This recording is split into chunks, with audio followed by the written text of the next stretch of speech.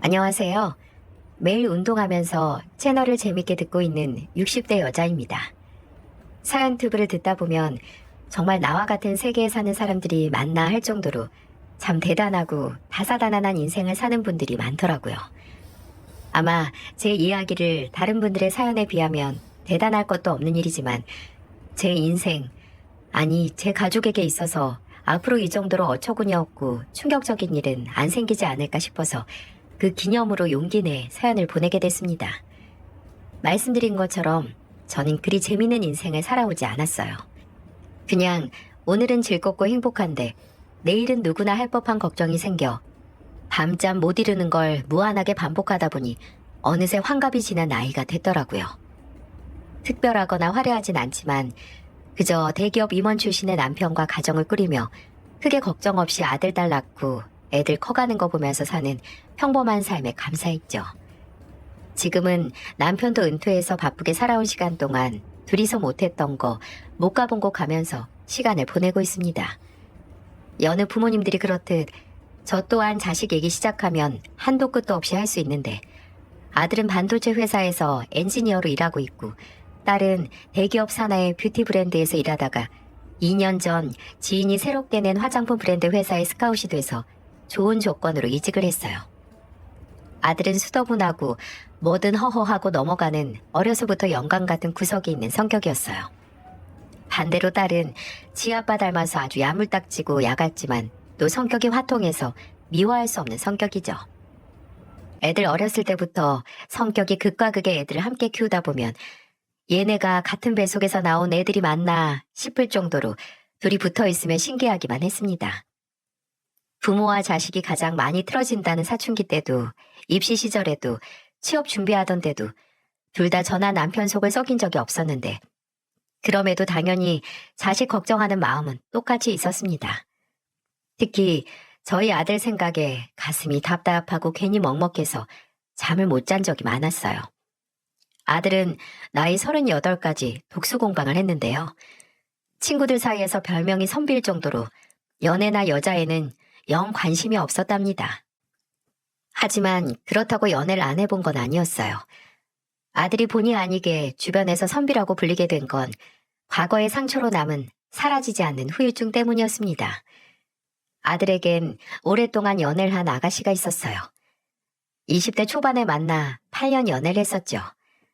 원래 중학교 동창이었다가 연락이 끊기고 그 후에 작게 중학교 동창회 겸 같은 출신 친구들끼리 모였다가 재회를 했던 거죠. 저도 참 잘하는 아가씨였는데 그 아가씨가 제 아들의 첫사랑이었거든요. 고등학교 졸업할 때쯤 교과서랑 문제집 버린다고 책들을 몇 묶음 내놨는데 중학교 졸업 앨범도 그 사이에 껴져 있던 기억이 나네요.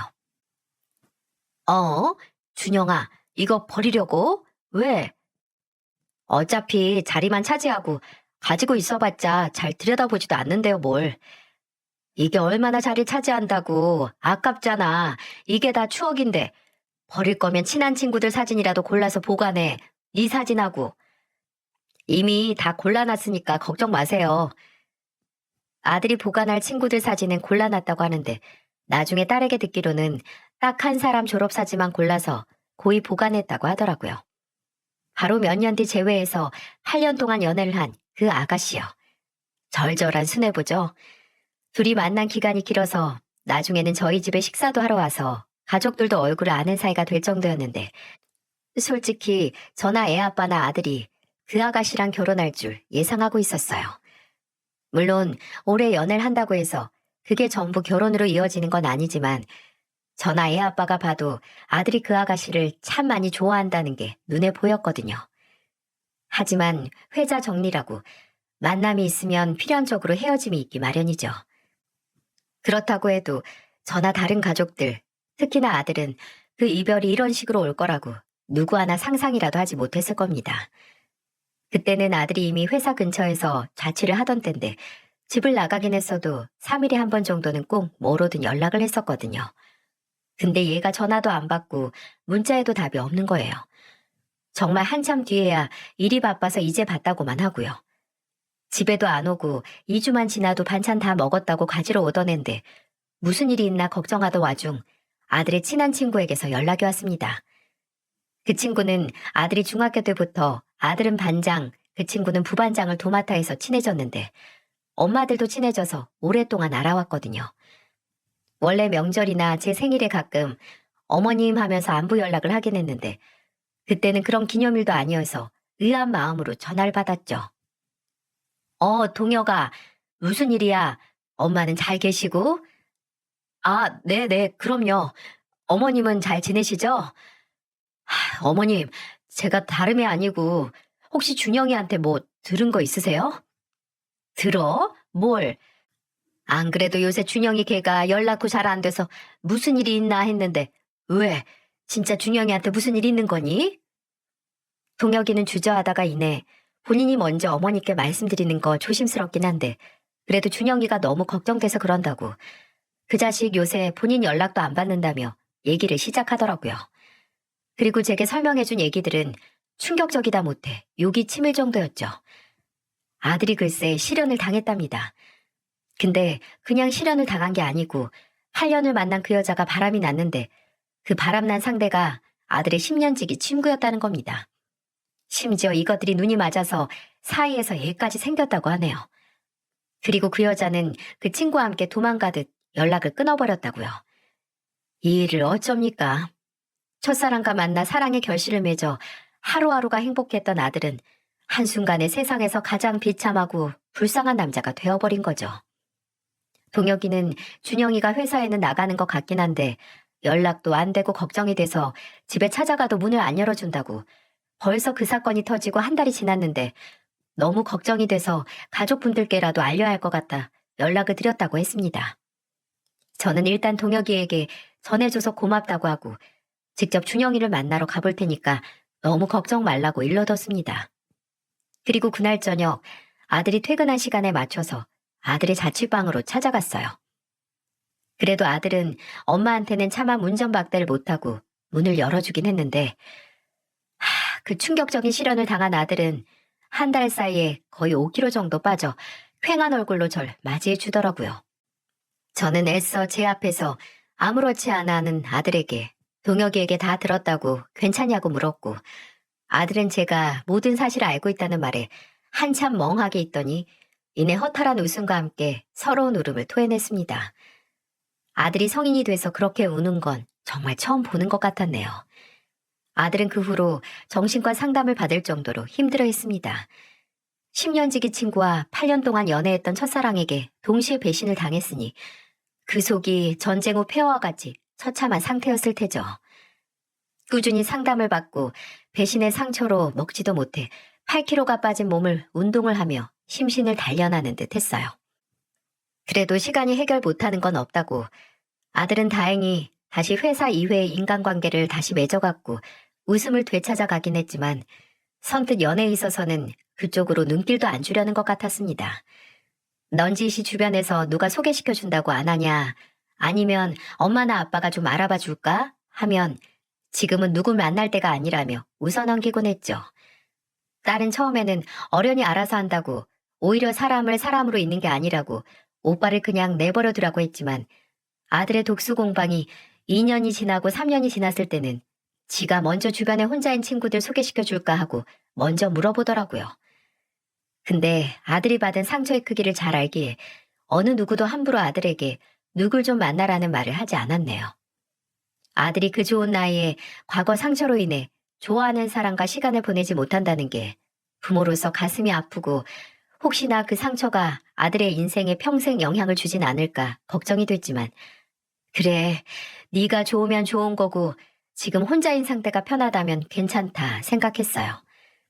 그렇게 마음을 먹었어도 씁쓸해지는 순간이 왔는데 그건 바로 남의 집 결혼식에 갈 때였어요. 저나 남편이나 인간관계가 좁은 사람들이 아니어서 1년에 가는 결혼식만 많으면 10여 번이 넘는 해도 있었습니다. 근데 아들이 30 중반이 넘어갈 때쯤 저나 남편에게 그러더라고요. 이제 어머니 아버지가 가는 결혼식 축의금은 본인이 내겠다고요. 그게 갑자기 무슨 소리냐고 했더니 아들은 걱정스러운 표정으로 이렇게 말하더군요. 솔직히 축의금 다 품앗이 개념이잖아요. 어머니랑 아버지가 간 결혼식이 한두 곳도 아닌데 제가 결혼을 평생 안 할 수도 있고, 그럼 그렇게 뿌린 거 못 받을 수도 있는데, 어머니랑 아버지가 받지도 못할 돈 뿌리고 다니는 거 죄송스럽고 그래서요. 연애나 결혼에는 나의 달관한 것처럼 이젠 아무렇지 않다고 생각했는데, 아들도 나름 본인을 결혼을 안 함으로써 부모님에게 불효를 하는 건 아닌가 하는 걱정을 하고 있었나 보더라고요. 본인 나이도 어느덧 30 후반을 향해 달려가고 있었고, 사회생활을 하니 여기저기 불려나간 결혼식도 많아서 생각이 더 많아졌겠죠. 그런 아들의 고민이 괜히 더 마음이 아프고 안쓰러워서 저는 태연하게 말했습니다. 괜한 걱정하지 마, 준영아. 네 인생은 네 인생이고 우리 인생은 우리 인생이야. 네가 결혼을 안 하는 게 우리한테 죄송할 일이 뭐가 있어. 그까지 축의금 어차피 돌려받을 목적도 아니고 다 잘 살라고 축하는 의미로 내는 돈이니 아까울 것도 없다. 그리고 너만 있는 것도 아니고 현정이도 있는데 뭐가 걱정이니?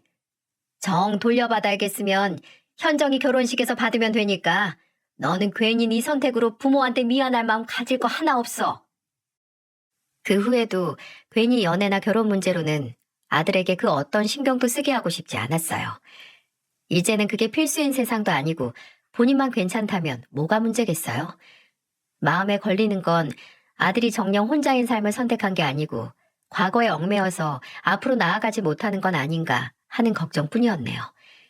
근데 아들이 인생에 있어 큰 상처를 입은 후 6년이 지났을 때 돌아오지 않을 것만 같던 봄이 아들에게 온 걸까요? 어느 순간부터 저희 가족은 아들 주변에서 나는 봄내음을 맡을 수 있었습니다. 처음에 그 봄내음을 맡은 건 딸이었어요. 하루는 딸이 아들이 가지고 갔던 책을 가지러 아들 자취방에 갔는데 거기서 브러쉬를 봤다는 겁니다. 머리 빗을 때 쓰는 넓은 빗 있잖아요. 근데 그 브러쉬에 뽑혀 남아있는 머리카락은 엄청 길진 않았지만 아들 머리카락보다는 확실히 긴 머리카락이었다네요. 딸이 이게 뭐냐고 추궁을 했지만 아들은 같이 일하는 동료가 안 쓰는 거라고 줬는데 그 직원 머리카락이 아직 남아있는 거라고 나는 브러쉬 쓰면 안 되냐고 했다는데 촉 좋은 우리 딸은 이거 100% 여자 생긴 것 같다며 아무래도 드디어 늦바람 난 게 확실하다고 확신을 하더라고요. 딸이 워낙 감이나 촉이 좋은 애라서 저도 안 그런 척 유심히 지켜봤는데 확실히 집에 오는 날도 줄어들었고 전화해서 오랜만에 외식이나 할까 하면 바쁘다, 선약이 있다, 회식이 있다는 핑계로 얼굴 한번 보여주지 않더라고요. 드디어 상처를 입고 만날 사람을 만난 건가 뭐든 좋으니 이번에는 평화롭고 걱정 없이만 잘 만났으면 했습니다. 근데 이번에도 이런 일이 생기다니 어디서 정말 굿이라도 해야 하는 걸까요? 아들에게서 나는 봄내음을 나머지 가족들이 맞고 얼마 지나지 않아 오랜만에 집에 온 아들이 뜻밖의 화두를 난데없이 던지더군요. 어머니, 아버지, 저 혹시 결혼하면 어떨 것 같으세요? 결혼? 난데없이 그게 무슨 소리야? 결혼을 아무 과정 없이 하니? 아니면 너 진짜 지금 만나는 사람이 있는 거야? 아들은 사뭇 진지한 얼굴로 몸을 가다듬고 말했습니다. 사실 지금 만나고 있는 사람이 있는데 이 사람하고 내년 안에 결혼을 하고 싶다고요. 아들에게서는 평생 들을 일 없을 거라 생각했던 말이라 감지덕지로 반갑고 환영할 만한 얘기였지만 그래도 좀 다급하다는 느낌을 지울 수 없더라고요. 일단 딸이 아들 집에서 긴 머리카락에 남아있는 머리빗을 발견한 것도 2달 정도 전이었는데 일단 그 결혼한다는 상대와 얼마나 만났는지 궁금했어요. 만난 지는 이제 반년? 그 정도 됐어요. 친구 소개로 만났고요. 고작 이제 6개월 됐는데 결혼이라고? 예, 네가 좋다면 뭐 문제 없다지만 그래도 너무 성급한 거 아니니? 맞아, 오빠. 요새는 40 직전에 결혼하는 사람들도 많은데 괜히 뭐 쫓기듯 할 필요 있어? 쫓기기 뭘 쫓겨. 다 할 마음 있고 더 이상 지체할 이유가 없으니까 하는 거지. 그리고 어머니, 결혼 전 연애하는 기간이 아무짝에도 쓸모없는 거 제가 당해서 잘 알잖아요. 만난 기간이 짧아도 저 그 사람 만나고 진짜 오랜만에 이런 행복감 느껴보는 것 같아요. 아들이 이렇게 말하는데 더 말을 보탤 필요가 없더라고요. 예전에 그 첫사랑을 바라볼 때와 비슷한 눈빛으로 지금 만나는 사람에 대해 말했거든요. 그저 다시 새롭게 사랑을 찾은 아들을 응원해주며 그럼 빠른 시일 내에 만나는 자리를 마련하자고 했습니다. 그리고 한 5일 정도 뒤에 집으로 그 아가씨를 초대했어요. 근데 처음 만난 예비 며느리는 왜 아들이 만난 지 6개월 만에 결혼을 결심했는지 납득이 갈 정도로 첫인상이 너무 좋았습니다. 안녕하세요, 어머님, 아버님. 저는 김지혜라고 합니다. 아, 두 분 정말 만나 뵙고 싶었는데 초대해 주셔서 정말 감사드려요. 그리고 아가씨도 진짜 만나보고 싶었는데 이제야 만났네요. 제가 아가씨 다니는 회사 화장품 팬이거든요. 마스카라도 쿠션도 거기서 나온 제품으로 완전 정착했잖아요. 부침성이 수준급인 예비 며느리는 처음 결혼해서 가족이 될 시댁에 인사를 하는 자리에서 긴장감이라곤 1%도 없이 방긋방긋 잘 웃으면서 말도 참 잘하더라고요.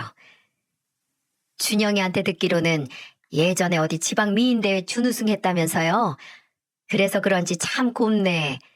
아, 혹시 내가 외모 얘기만 해서 불편하면 미안해요. 근데 너무 고와서 절로 말이 나오네.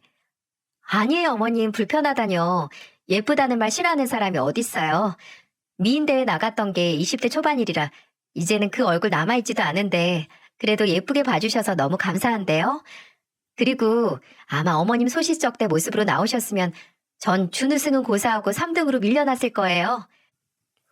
혀에 예쁜 말만 골라 하는 걸음망이 따로 있는 것처럼 잘도 아는 예비 며느리는 저뿐만 아니라 남편과도 대화를 잘했는데 예전 대기업 임원이었던 남편과 지금 금융권 대기업 임원의 비서로 일하는 며느리는 아무래도 나눌 대화가 많아 보였죠.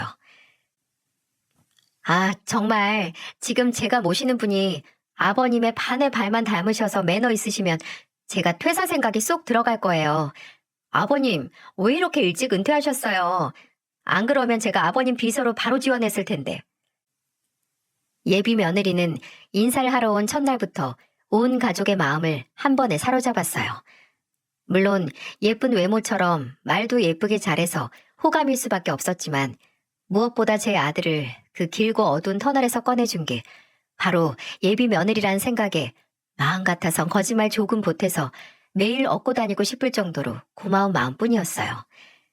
저는 예비 며느리에게 결혼 준비부터 시작해서 이미 가족이나 다름없으니 그냥 심심하면 언제든 놀러 오라고 말했고 예비 며느리는 활짝 웃으며 정말요? 어머님, 저 그럼 진짜 맨날 와요? 라고 하더라고요. 그리고 실제로도 자주 저희 집에 와서 식사를 하고 갔고요. 예비 며느리의 방문을 저도 아들도 딸도 반겼지만 그 누구보다 환영했던 건 바로 남편이었어요. 남편은 은퇴 후 한동안 출근 없이 여유 있는 시간을 즐기다가 점점 무료해하던 참이었거든요. 그리고 집안이 늘 횡하기도 했고요. 요새는 같은 공간에 있어도 죄다 스마트폰 붙들고 있어서 가까이 있어도 더 단절된 것만 같잖아요. 저희 가족도 마찬가지였어요. 아들은 자취해서 집에 없고 딸은 함께 살고 있긴 하지만 밥 먹거나 같이 TV 보는 시간 아니면 그냥 제 방으로 들어가서 잘 안 나오고 일 때문에 또 늦게 퇴근해서 얼굴 못 보고 며칠 지날 때도 종종 있었고요. 이런 생활에 공허해하던 남편은 예비 며느리가 집에 놀러 오면 어쨌든 아들도 함께 집에 오고 손님이 왔으니 온 가족이 거실에 둘러앉아서 같이 밥 먹고 TV도 같이 보고 또 술도 가볍게 할 수 있으니 누구보다 예비 며느리의 방문을 기뻐했습니다. 그러다가 한 달 정도 지났을까요? 아들을 통해서 깜짝 놀랄 만한 소식이 들려왔습니다. 바로 예비 며느리가 임신을 했다는 소식이었어요. 아들이 결혼을 한다는 소식만큼 급작스러웠지만 그렇다고 기쁜 소식이 아닐 순 없었습니다. 오히려 남들보다 늦은 만큼 행복이 순식간에 저희 집에 찾아왔다고 생각했어요. 근데 그 기쁜 소식을 미심쩍게 생각한 사람이 있었는데요. 그건 바로 제 딸이었습니다. 임신이라고? 아니, 만난 지 얼마나 됐다고 이제 7달 아니야? 만난 시간이 짧다고 해도 준영이도 나가서 사는데 말이 안 될 게 어딨어. 뭐 말이 안 될 건 없는데 근데 좀 찜찜하다. 그렇지 않아, 엄마? 찜찜은 뭐가 찜찜해. 왜 갑자기 이상한 트집을 잡어? 아니, 트집이 아니고 엄마 기억 안 나? 저번에 언니 우리 집에 와서 밥 먹고 갔을 때 거실에서 TV 볼 때 엄마가 언니한테 한 말 있잖아. 딸의 말이 뭐냐면 임신 소식을 알리기 열흘 정도 전에 예비 며느리가 저희 집에 왔었는데 그때 거실 TV에서 그 연예인들 애들이 나오는 프로를 했었거든요. 거기서 나온 애기들이 너무 예뻐서 제가 아유, 쟤네 할머니 할아버지는 밥 안 먹어도 배부르겠다. 손주들이 저리 이쁘니까 라고 했거든요. 근데 그때 예비 며느리가 제게 어머님, 손주 빨리 보고 싶으세요? 라고 했는데 그때 니들만 좋으면 빨리 보고 싶지. 네가 너랑 준영이 반씩 닮은 예쁜 손주 낳아주면 내가 정말 못해줄 게 없어. 요새는 며느리가 임신하면 축하금 겸 수고비도 주고 선물도 준다는데 내가 그것도 싹 해주지. 라는 말도 했거든요. 딸은 그 대화를 하고 얼마 지나지 않아 결혼 준비 중에 임신을 했다는 게 타이밍이 영 찜찜하다는 거였죠. 그때는 딸에게 왜 그리 빗둘게 생각하냐고, 설마 그 말 하나 때문에 혼전 임신을 했겠냐고 괜한 의심하지 말라는 말을 했는데 모든 일이 지난 지금 보면 저희 딸은 합리적인 의심을 했었던 거였네요. 지금은 왜 내가 그 말을 귀담아 듣지 않았을까 했는데 그때는 그럴 정신도 없었습니다. 예비 며느리의 임신 소식을 듣고 집에 초대해서 이것저것 해 먹였거든요. 임신 축하하는 마음으로 예비 며느리에게 거나하게 상을 차려줬죠. 근데 그렇게 갈비찜이랑 훈제오리 볶음이랑 새우튀김 등 본인이 좋아하는 음식이 가득한 상을 받은 예비 며느리가 수저를 들기도 전에 갑자기 우는 겁니다. 다들 우는 예비 며느리를 보고 놀라서 왜 그러냐고, 혹시 벌써 입덧이냐고 하는데 예비 며느리는 눈물이 흥건한 얼굴을 훔치며 그러더라고요. 저희 어머니가 제 임신 소식 듣고 진짜 좋아하셨는데 지금 몸이 좀 안 좋으시거든요. 그래서 벌써부터 딸 산발하지 못해주면 어쩌냐고 걱정하시고 저한테 미안해 하시는데 이렇게 딸이 밖에서 예쁨 받고 저 잘 챙겨주시는 시부모님 만난 거 아시면 다행이라고 걱정 안 하실 것 같아서요. 예비 며느리는 아버지가 오래전에 돌아가시고 홀어머니 아래서 동생과 자랐는데 어머니께서 두 딸을 키우느라 안 해보신 일이 없어서 일찍 잔병치레가 잦았다는 얘기를 하면서 아들이 걱정을 했었거든요. 예비 며느리가 그렇게 말하며 울음을 꾹 참고 제가 한 음식을 먹는데 어찌 딸이 했던 말에 동의를 할 수 있었겠어요? 이미 예비 며느리의 눈물을 봤을 때 싹 사라졌죠. 예비 며느리가 임신을 한 만큼 결혼 준비 일정도 앞당겨서 상견례도 일찍 했는데 딸들을 키우느라 혼자 고생을 한 만큼 쇠약해 보이는 예비 사부인에게 저는 정말 맹세하는 마음으로 소중한 딸 고생 하나 안 시키고 제 자식 마냥 품겠다는 말을 했어요. 하지만 그렇게 장님이나 마찬가지였던 제가 예비 며느리의 민낯을 의심하게 되는 결정적인 계기가 있었어요. 결혼 준비를 하면서 예비 며느리와 더 자주 만나게 됐는데 그런 마음 아시나요? 너무 소중해서 뭐든 다 해주고 싶은. 그때 예비 며느리는 제가 지나가는 말로 뭐 어느 TV 프로에서 맛집을 봤는데 좋아 보이더라. 나중에 가고 싶다는 얘기를 한마디 하면 그날 바로 회사에 반차 내고 달려와서 어머님 당장 가자고 했거든요. 제가 너 비서가 이래도 되는 거냐고, 상사 일정은 어떻게 할 거냐고 걱정하면 모시는 상사보다 어머님이 더 중요하다며 해맑게 웃었어요. 제 아들을 거의 구제해주다시피 행복하게 해주고 뱃속에는 손주까지 있는데 이렇게 성격까지 좋아서 예쁜 행동을 골라 하니 제가 소중히 생각을 안 할 수가 있나요? 그렇게 결혼 전에 뭐라도 하나 선물해주고 싶다는 생각을 하고 있었는데 어제 예비 며느리를 만날 때마다 옷이나 신발보다 항상 브랜드도 없는 낡은 가방을 메고 다닌다는 게 눈에 들어오더라고요. 지혜야, 준영이가 너한테 좀 좋은 가방 하나 안 사주디? 버는 돈 다 어디다 쓰니 걔는? 네? 아유, 무슨 가방이에요, 어머님. 준영 씨는 제가 이런 데 관심 없다는 거 알아요. 저도 딱히 받고 싶은 마음 없고요. 가방이라는 게 물건만 들어가고 튼튼하기만 하면 됐지. 저 이거 벌써 7년째 들고 다닌 거예요. 얼마나 튼튼한데요. 사치 안 부리고 값싼 물건 오랫동안 튼튼히 쓰는 것도 훌륭한데 그래도 사람이 늘 합리적인 소비만 할 수는 없잖니. 여유 있으면 돈 좀 써서 기분 전환할 수도 있지. 안 되겠다. 너 나랑 내일 당장 백화점 좀 가자. 예물 미리 준다 치고 내가 지혜 너 명품 가방 하나 사줄게. 예비 며느리는 당연히 처음에는 아니라고, 어차피 너무 비싼 건 잘 들고 다니지도 못한다고 하면서 마음만 받겠다고 했지만 제가 마음도 받고 가방도 받으라면서 거의 끌고 가다시피 했어요. 아무래도 명품이나 꾸미는 데에는 관심이 없다고 하니 그 전날 딸에게 예비 며느리 나이대에 인기 있는 명품 브랜드나 디자인 같은 걸 물어서 갔죠. 근데 이게 무슨 일인가요? 그럴 필요가 전혀 없었습니다. 백화점 명품관에 도착한 예비 며느리는 마치 물 만난 물고기처럼 저를 여기저기 매장으로 끌고 다니며 이건 어때요, 어머님? 이게 제 이미지에 잘 어울릴까요? 아니면 이게 더 어울릴까요? 하면서 거의 30개 정도의 가방을 이림해보고 저림해보고 했습니다. 관심 없다고 했지만 내심 가지고 싶었구나 하는 생각이 들면서 예비 며느리가 저를 거의 극기훈련 비슷하게 끌고 다녀도 열심히 봐주며 제일 마음에 드는 가방을 고르는 걸 도와줬죠. 그렇게 한참을 돌아다니다가 끝내 같은 브랜드의 가방 2종류로 후보가 좁혀졌어요.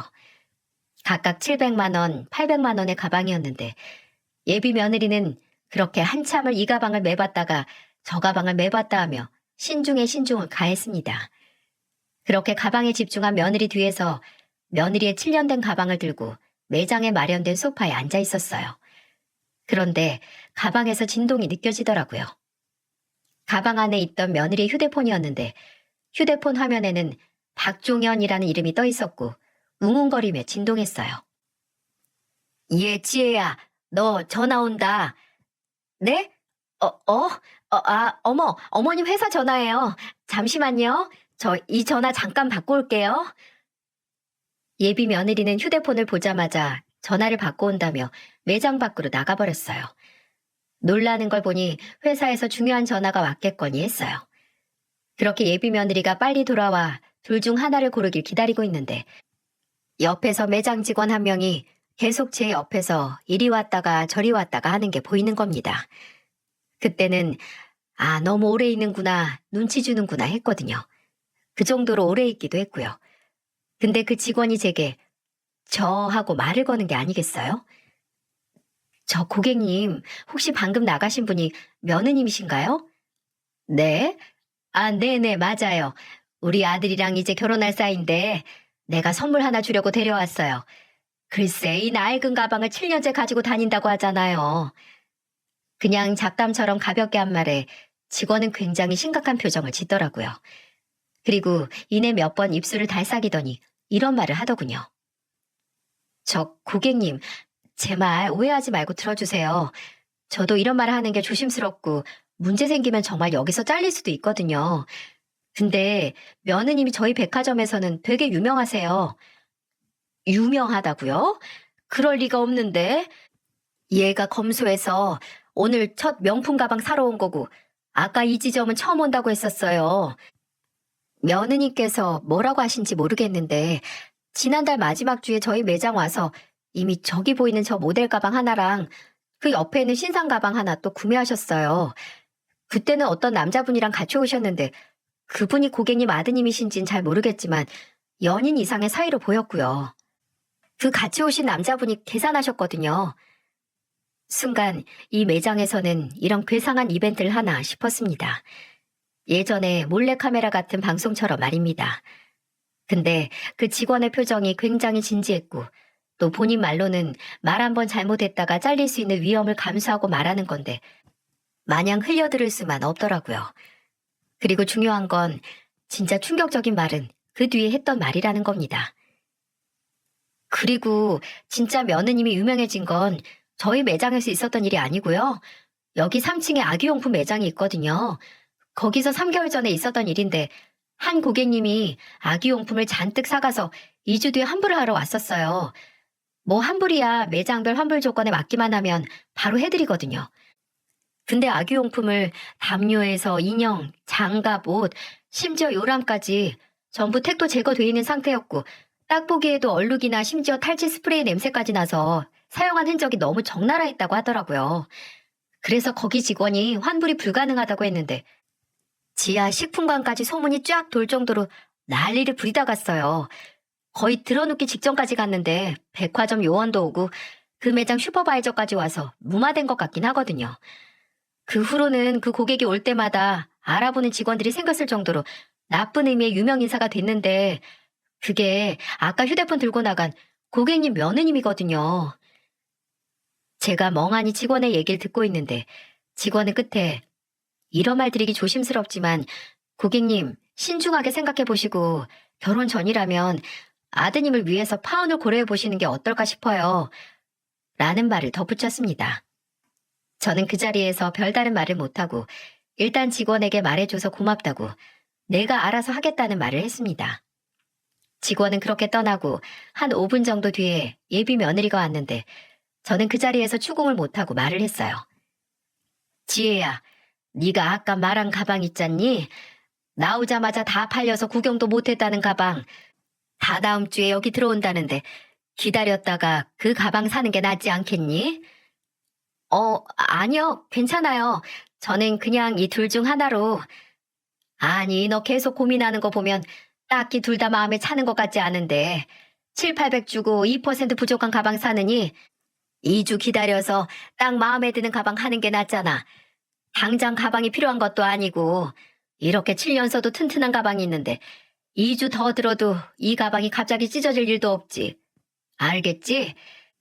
내 연락처 남겨놨으니까 입고 되면 바로 연락 준다고 했다.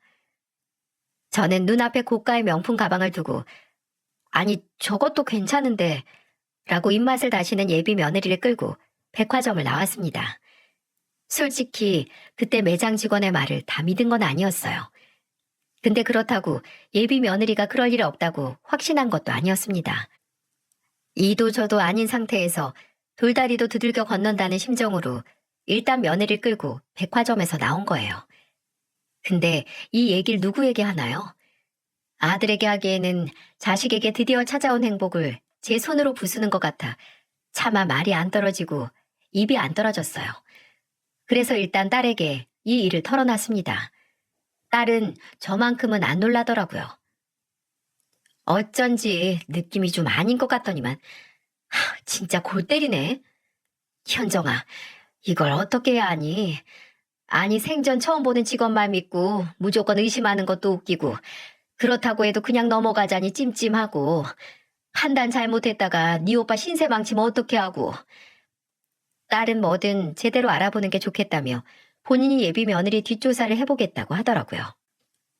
네가 그걸 어떻게 하냐고 하자 딸은 몇 달 전 이혼한 친구가 전 남편이 불륜을 해서 이혼하게 된 건데 그때 심부름센터에 의뢰를 해서 그 현장을 잡았다고 하더라고요. 그 친구한테 심부름센터 연락처를 알아봐서 의뢰할 테니 일단 모른 척 하고 있자고 했어요. 혹시나 그 매장 직원이 잘못한 거면 괜히 긁어부스러 만들었다가 오빠가 살면서 2번씩이나 큰 상처 입을 거라고요. 그렇게 하루 이틀 3일이 지나고 저는 종종 연락을 하고 찾아오기까지 하는 예비 며느리 앞에서 아무렇지 않은 척 연기하느라 진땀을 뺐습니다. 평범한 사람이라면 단 몇 시간도 거짓된 표정으로 연기를 하는 게 쉬운 일이 아닐 거예요. 그러니 몇 개월 동안 그 짓을 한 예비 며느리는 얼마나 대단한 겁니까? 딸은 5일 뒤에 정말 큰일 날 뻔했다는 말과 함께 심부름센터에서 받은 결과물을 들고 왔는데요. 지금도 딸이 내민 증거들을 봤을 때 등 허리부터 소름이 쫙 돋았던 게 잊혀지질 않습니다. 예비 며느리는 일단 금융권 대기업에 입사한 그 어떤 이력도 없었어요.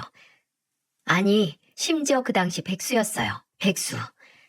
3년 전 대기업 계열사의 콜센터에서 단기 아르바이트 몇 번 한 게 전부였죠. 또 만나는 사람이 제 아들뿐만이 아니었네요. 딸이 심부름센터 직원이 딱 이틀 붙어 있었는데 증거로 쓰일 만한 사진 거의 찍었다고 둘이 같은 집에 살지만 않을 뿐이지 거의 부부나 다름없는 사이같이 보였다는 말을 했다고 하더군요. 그러면서 사진을 보여주는데 누가 보면 몸이 본드로 붙어 있는 거 아닌가 싶을 정도로 밀착해서 식당이나 커피숍에 들어가고 거리를 걷다가 같은 차에 타서 서로 애틋하게 볼을 쓰다듬는 것까지 모조리 찍혔더라고요. 말은 못하지만 더한 사진도 찍혀서 헛구역질까지 나올 뻔했습니다. 그 순간 눈앞에 예비 며느리란 그 인간이 우리 가족을 능멸 수준으로 속였다는 증거물 뿐만 아니라 이 사실을 내 아들에게 내가 직접 전해야만 한다는 사실이 제 속을 아프게 했습니다. 하지만 구덕이 무서워서 장 못 담그나요? 앞에 오는 자전거에 부딪히는 거 피하려다 차도로 뛰어드는 것보단 그냥 자전거랑 부딪혀서 찰과상으로 끝나는 게 훨씬 낫겠죠. 일단 아들이나 남편에게 알리기 전에 확실히 알아둬야 할 것도 있고 어느 정도 정리를 해야 할 것 같아서 다음날 예비 며느리를 집으로 불렀습니다. 그날은 남편이 저녁에 아들과 큰아주버님 댁 식구들 보러 가는 날이었거든요. 그래서 예비 며느리에겐 좋은 고기가 선물로 들어왔는데 여자들끼리 몸보신 하자는 말로 집으로 불렀어요. 예비 며느리는 좋다고 오겠다고 했고요. 그렇게 소고기를 기대하고 집에 온 예비 며느리를 기다리고 있던 건 육즙이 넘치는 고기가 아니라 차가운 식탁 위에 있는 서류 봉투뿐이었죠. 어머님, 고기 굽는 냄새가 안 나네요. 아직 안 구우셨어요? 그럼 제가 구울까요? 저 고기 진짜 잘 굽는데. 고기는 됐고, 너 일단 여기 앉아봐라. 네? 왜요? 무슨 일 있으세요? 그건 지혜 네가 더 잘할 것 같은데. 너 나한테 무슨 할 말 없니? 저요? 저는 없는데요. 왜요, 어머님? 진짜 무슨 일 있으세요? 그래, 일이라면 일이지. 근데 그게 지금 시침이 딱 되고 끝까지 거짓말하는 너랑 연관된 일이거든. 어디 설명 좀 해볼래? 그렇게 말하고 저는 앞에 있는 서류 봉투에 들어있던 사진을 몽땅 꺼내 예비 며느리 앞에 펼쳐 보였어요. 처음에는 인상을 찌푸리며 상황 판단을 못하던 예비 며느리는 이내 사진 하나하나에 찍힌 본인 얼굴을 확인하고 사색이 돼서 저를 쳐다봤죠. 이래도 할 말 없다고 할래? 어쩜 사람이 이러니? 어떻게 사람 가죽을 쓰고 이딴 짓을 해? 어머님, 잠시만요. 이 사진을 누가 줬는지 모르겠고 또 이거 보시고 무슨 생각하시는지 아는데요. 저랑 찍힌 이 사람 그냥 아는 친한 오빠예요. 같은 동네 출신이거든요. 아, 그쪽은 원래 아는 오빠 동생 사이에 볼에 뽀뽀하고 손잡고 다녀요? 심지어 차 안에서 이딴 짓까지 하고? 대체 어느 나라에서 고작 아는 사이에 이딴 짓을 한대요? 너 여기 있는 남자랑 백화점도 갔니? 아니면 또 다른 남자가 있어서 그 남자랑 갔니? 나랑 간 그 매장에서 네가 어떤 남자랑 다정하게 와서 가방 사가는 걸 봤다는 목격자까지 있어. 그 사람 없었으면 어쩔 뻔했니? 다른 남자랑 거의 살림 차리기 직전인 내가 내 아들하고 결혼해서 사는 거 볼 뻔했잖아. 여기 사진에 있는 오빠랑 백화점 가서 가방 받은 건 맞아요. 맞는데 그냥 저는 가방 사준 게 고마워서 그래서 잠깐 어울린 것 뿐이에요. 어떻게 몇백짜리 가방 받고 입을 씻어요. 참나, 불륜했다는 것보다는 고작 명품 하나에 그 짓 했다는 게 더 나은가 봐요? 그럼 이거 대답해봐요. 지금 당신 배에 있다는 애 우리 오빠 애 맞아요? 무슨 어떻게 그런 걸 의심할 수 있어요? 내 뱃속에 있는 애 준영 씨 애 맞아요. 그럼 내일 나랑 산부인과 가서 유전자 검사해봐요. 언니 이제 7주는 넘었잖아요. 그죠? 그렇게 당당하고 무고하다면 어디 가서 검사해보자고요. 딸이 그렇게 강하게 나오자 예비 며느리는 처음에는 아무 말 안 하고 있더군요. 딸이 봐요. 확신 없죠? 확신 없으니까 선뜻 대답 못하는 거 아니야.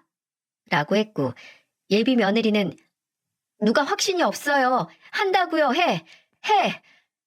얘 준영 씨 아이인 거 밝혀지면 그때 저한테 사과할 준비나 하세요. 두 사람 다. 라고 뻔뻔하게 말하더군요. 딸은 거기에 굴하지 않고 본인이 예약해서 문자 해줄 테니까 그때까지 어디 한번 본인이 했던 거짓말에 질식할 각오하고 오라고 하고 예비 며느리를 집 밖으로 내쫓았어요. 근데 딸도 예비 며느리 뱃속의 아이가 지 오빠 애가 아닐 거라는 100% 확신은 없었나 봅니다. 저도 마찬가지였고요. 하지만 하늘이 제 아들을 버리지 않았다면 그 뱃속의 아이는 아들의 아이가 아닐 거라고 믿었네요. 만약 아들의 아이면 어쨌든 평생 뻔뻔스러운 예비 며느리와 엮일 테니까요. 딸은 신사동에 있는 산부인과에 예약을 했고 예비 며느리에게 날짜와 병원 주소를 찍어서 도망갈 생각하지 말고 시간 제대로 맞춰서 와라 라는 문자를 보냈습니다. 몇 분 뒤 예비 며느리는 민망해서 사과할 준비나 해라 라는 답장을 보내왔고요. 그리고 다음 날 저와 딸은 예약한 병원으로 갔고 그 앞에서 다리를 후들거리며 올 예비 며느리를 기다렸어요. 근데 약속한 시간 10분, 20분 심지어 40분이 지나도 오지 않는 겁니다. 심지어 전화도 안 받아서 이대로 안 올 작정인가 하고 있는데 기다린 지 50분이 지나갈 때쯤 문자가 하나 날라왔어요. 나 안 갈 거니까 그만 기다리고 댁으로 돌아가세요. 참나, 별 대단하지도 않은 집안 지킬 게 뭐가 그렇게 많다고 모녀가 쌍수를 들고 달려들어? 나 임신도 안 하고 이제 그쪽 아들도 안 만날 테니까 그렇게 아세요. 준영 씨한테도 그렇게 전하시고요. 아시겠어요? 그 순간 이 인간을 찾아내서 아예 3대를 멸해버릴지 싶은 생각이 들 정도로 열이 받았고 동시에 내 아들 아이를 임신 안 했다는 사실에 안도했습니다. 무서운 인간. 어떻게 사람이 이런 짓을 하나요? 아니면 사람이기에 이런 짓이 가능한 건가요? 저와 딸은 안도와 분노가 섞인 한숨을 내뱉고 이제 이 사실을 어떻게 아들에게 전할지 고민을 했습니다. 하지만 그 어떤 방법도 단도직입적이고 솔직한 방법을 따라올 수 없다는 생각을 했어요. 그날 밤 아들에게 중요하게 할 얘기가 있다고 하고 집으로 불렀고 아들이 집에 오기 전에 남편에게는 미리 상황에 대해 설명을 끝마쳤네요. 남편은 울그락불그락한 얼굴이 돼선 이럴 수는 없다. 사람이 이럴 수는 없는 거야. 라고 넋이 나간 것처럼 말을 했고요. 그리고 아들이 퇴근 후 집에 왔을 때 딸이 심부름센터에서 받은 증거들과 마지막으로 예비 며느리였던 그 사기꾼이 보낸 문자 메시지까지 아들에게 보여주며 너 정말 큰일 날 뻔했다고 속이려고 작정하고 달려든 사기꾼하고 같이 살 뻔했다고 설명했습니다. 아들은 그래서 연락이 안 됐던 거구나 라고 중얼거리더니 얼굴도 못 들고 뭐라 말도 하지 못했죠. 너 걔 친구한테서 소개받았다고 했지? 그 친구한테 대체 무슨 생각으로 너한테 이딴 사기꾼을 엮어줬는지 걔가 무슨 생각으로 이딴 짓을 했는지 확인해봐. 무슨 억하심정으로 일했는진 알아야 할 거 아니야. 사실 이 사람 친구 소개로 만난 거 아니에요. 그럼 대체 그런 애를 어디서 만났는데? 아들은 참담한 얼굴로 몇 번이나 얼굴을 쓸어내리고 마른 침을 삼키다가 입을 열어 말했습니다. 사실 친구들과 술집에 갔다가 옆 테이블 일행과 합석을 하게 됐는데 그 일행 중 하나가 바로 그 사기꾼이었다고요. 기함을 했죠. 대체 무슨 생각으로 술 먹다가 만난 신혼도 모르는 사람과 만난 지 6개월 만에 결혼 결심을 하냐고요. 그러니 이런 사단이 나지 않냐고 저도 남편도 자각도 못하고 아들을 몰아세웠습니다. 이미 숙여질 대로 숙여진 아들의 고개는 거의 땅에 닿을 것 같이 내려갔고 아들은 기어들어가는 목소리로 이렇게 말하더군요. 더 이상 과거에 얽매여 살고 싶지 않은데 이미 그렇게 결심하고 난 후에는 시간이 너무 지나서 본인한테 기회가 없어진 것 같아서 초조해졌다고요. 주변에서는 다 결혼하고 가정을 꾸려서 행복한 모습만 보이고 본인만 제자리 걸음하는 것 같아 괴로웠는데 그때 만난 게 바로 그 여자였다고 하며 끝내 저나 가족들에게 너무 창피하고 미안하다며 눈물까지 보였습니다. 물론 제 아들이지만 상황에 치이고 눈치를 보다 제대로 알지도 못하는 상대와 결혼까지 결심을 한다는 게 한심하고 생각이 깊지 못하는 행동이긴 합니다. 하지만 작정하고 속여서 호구를 잡으려고 달려든 사람이 근본적인 문제이자 이 사건의 원인이지 과거의 상처에 얽매여 살다가 벗어나려고 단 한 번의 일탈을 했던 아들만의 잘못이 아니라는 겁니다. 저는 말했어요. 이걸 기회 삼아서 이제는 상황에 너를 맞추려 하지 말라고요. 주변에서 뭘 하고 뭐라고 하든 초조해지지 말고 네 시간에 살라고 말입니다.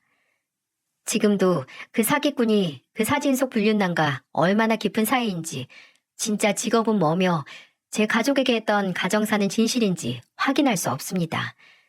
정말 그 문자를 끝으로 마치 세상에서 사라진 사람처럼 증발해버렸거든요.